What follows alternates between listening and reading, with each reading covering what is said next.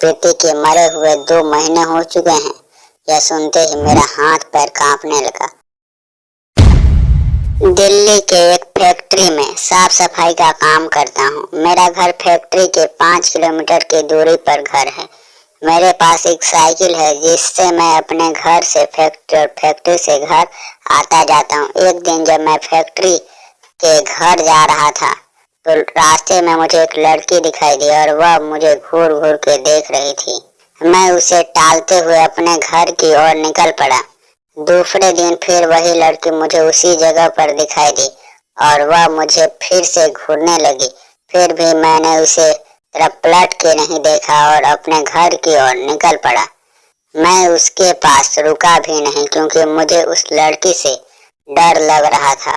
वह लड़की कई दिनों तक मुझे देखती रही थी। एक दिन वह लड़की कहीं पर दिखाई नहीं दी तो मैं सोच में पड़ गया, ऐसा क्या हुआ जो वह लड़की आज नहीं दिखाई दी। पर मैं अपने रास्ते की तरफ निकल गया।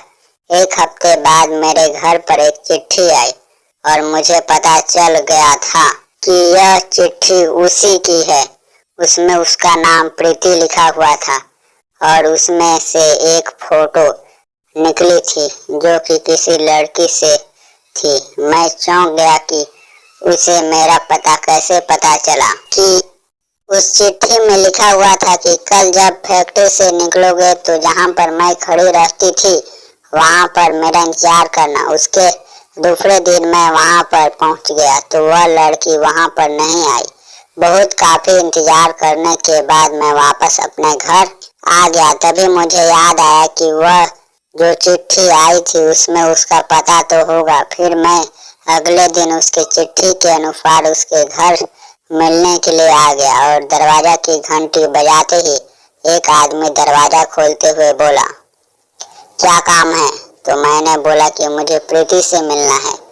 तो उस आदमी ने कहा, मैं प्रीति के पापा ही और प्रीति के मरे हुए 2 महीने हो चुके हैं।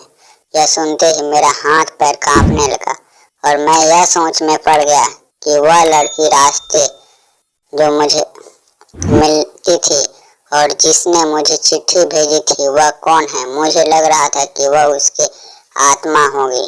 तभी प्रीति के पापा ने मुझे दिखाया कि देख लो, उसकी तस्वीर पर माला पड़ी हुई है। तभी मैं भागकर अपने घर पहुंचा। फिर मैंने उस चिट्ठी को जला दिया और उसके बाद से मैंने कभी भी अनजान लोगों से मिलना और बात करना बंद कर दिया।